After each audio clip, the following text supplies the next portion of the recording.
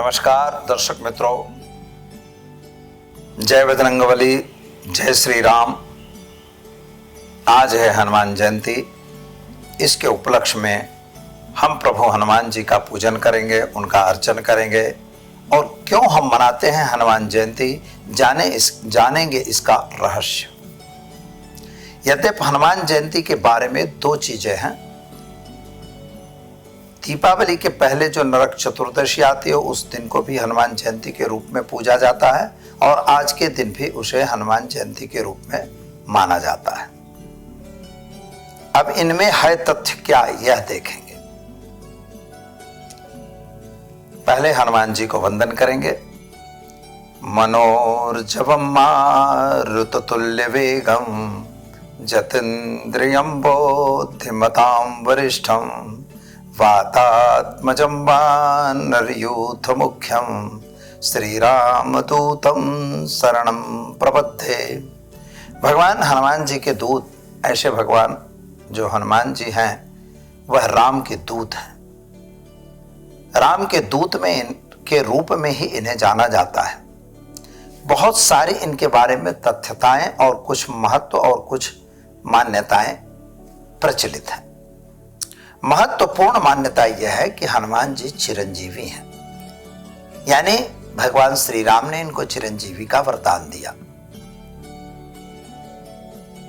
चिरंजीवी इस तरह से है कि यह हमेशा, यानी कलयुग में हनुमान, विभीषण, परशुराम, इन सभी को जो चिरंजीवी में गिना गया है, 7 चिरंजीवी माने जाते हैं, उनमें हनुमान जी का नाम पहले है। अब हनुमान जी महाराज जो हैं, अब यहां पर 3-4 चीजें हैं। शंकर सुवन, एकादश रुद्र की जहां बात होती है वह भी हनुमान जी का नाम पहले है। वह एकादश रुद्र है, यानी रुद्रावतार है। अब ये रुद्रावतार कैसे?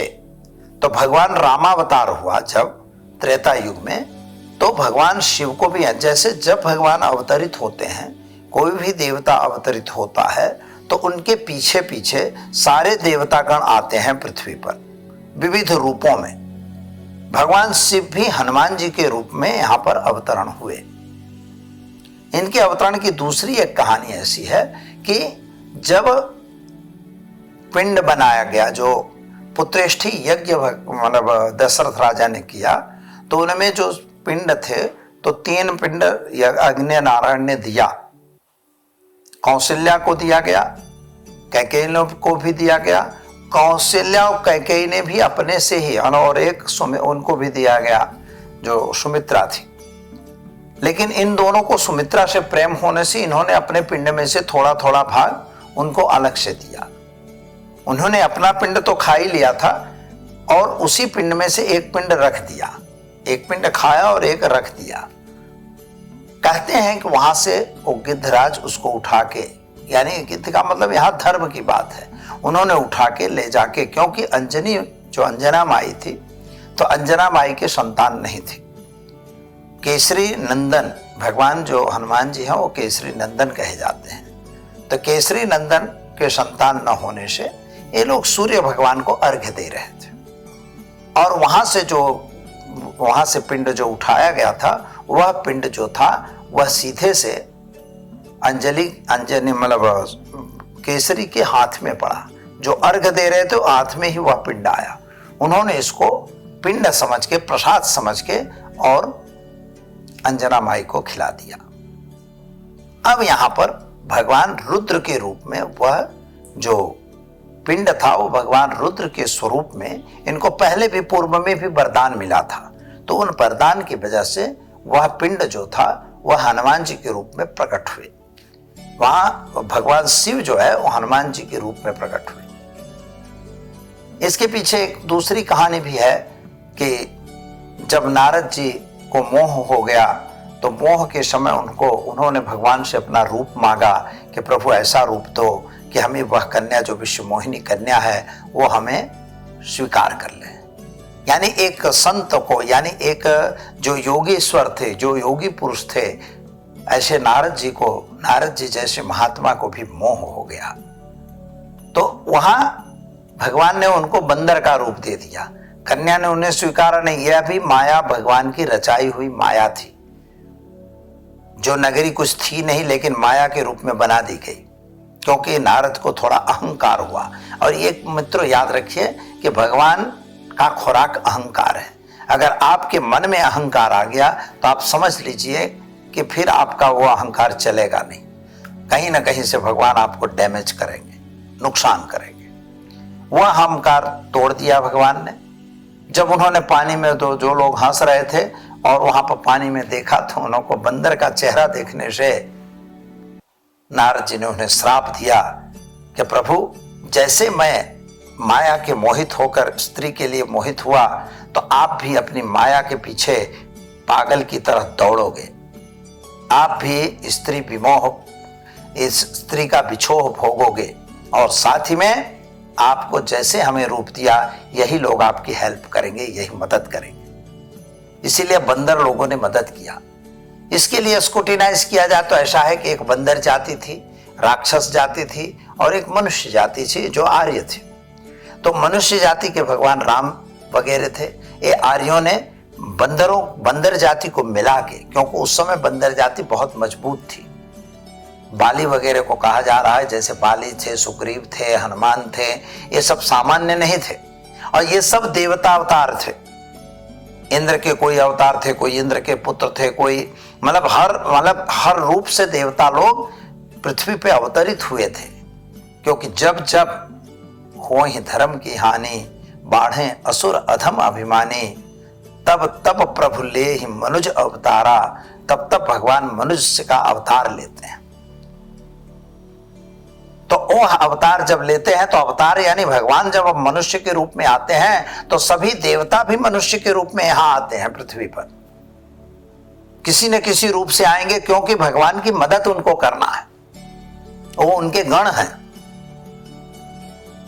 तो ये जब सब अपना अपना विशेष विशेष रूपों से यहाँ पर आए थे और यही एक स्थिति बनी कि हनुमान जी को भगवान राम ने क्या कहा है। तो हनुमान चालीसा का पाठ अब पढ़ेंगे तो जानेंगे कि तुम मम प्रिय भरत सम भाई, तुम हमें भरत की तरह प्रिय हो।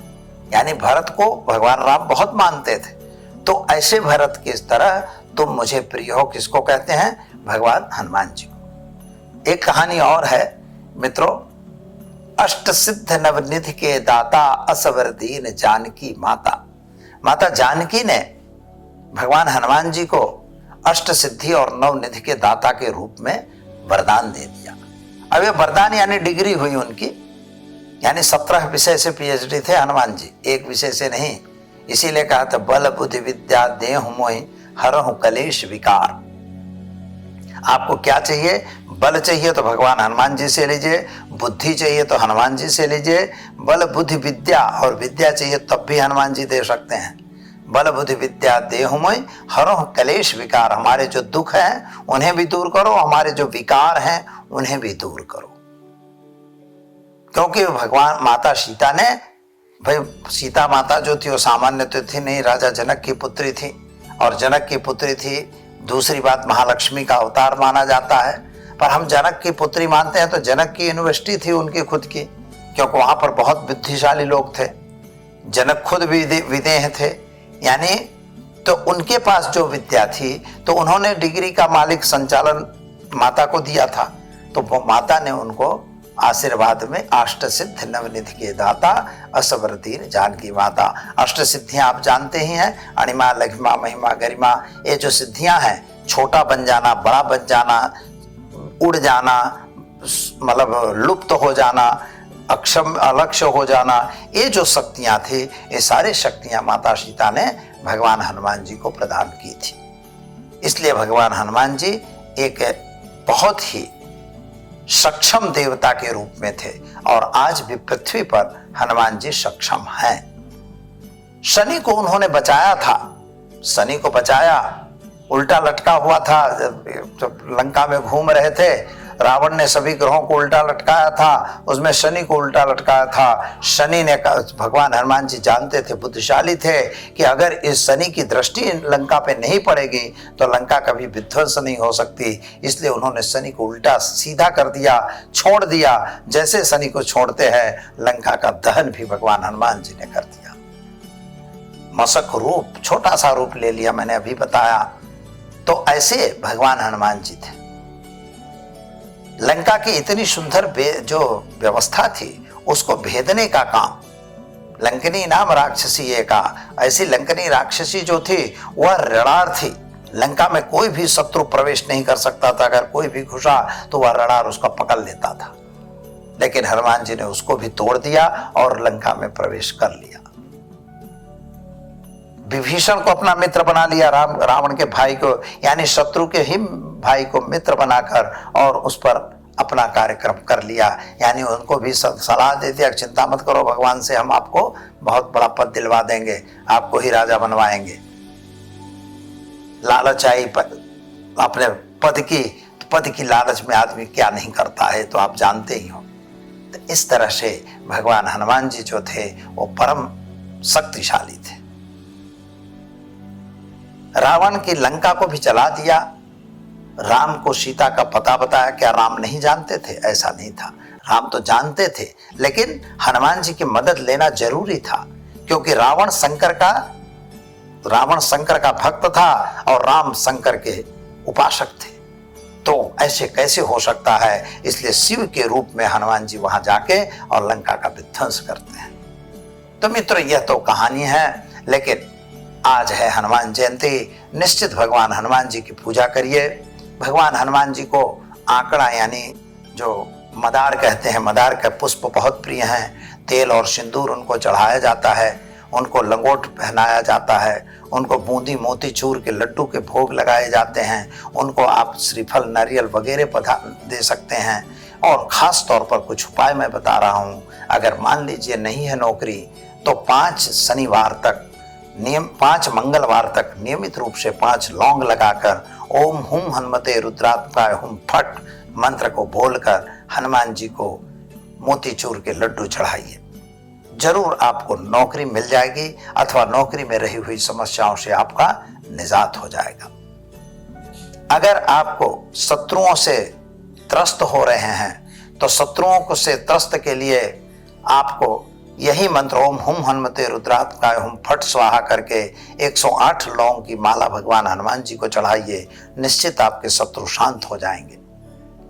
अगर आप वायु से पीड़ित हैं तो हनुमान बाहुक के पाठ करिए, और हनुमान बाहुक के पाठ करके आप अपने कार्य को पूर्ण कर सकते हैं। कैसी भी बीमारी है उससे आपको राहत मिल सकती है। हनुमान चालीसा के जो 7 बार पाठ कर कोई छूटे बंद महासुख होई। किसी भी प्रकार के संकट में है, कोर्ट कचहरी में है, तो आप हनुमान चालीसा के 100 पाठ करिए, आप छूट सकते हैं। बजरंग बाण का पाठ आता है, उसका भी पाठ करके आप शत्रुओं से मुक्ति प्राप्त कर सकते हैं, रोगों से निजात प्राप्त कर सकते हैं। इसके साथ हनुमान बड़वा नल स्तोत्र का पाठ है।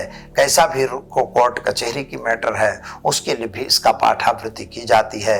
ऐसे से आप कोर्ट कचहरी से भी मुक्त हो सकते हैं।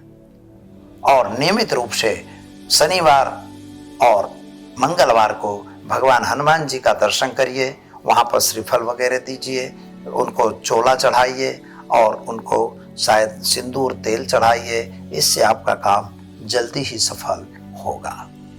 तो वीडियो कैसा लगा मित्रों? इसे लाइक शेयर कमेंट जरूर करिए। साथ ही में इन उपायों को करके अपने जीवन को आनंदित करिए, जीवन के संकटों को दूर करिए। यही प्रार्थना के साथ जय हनुमान।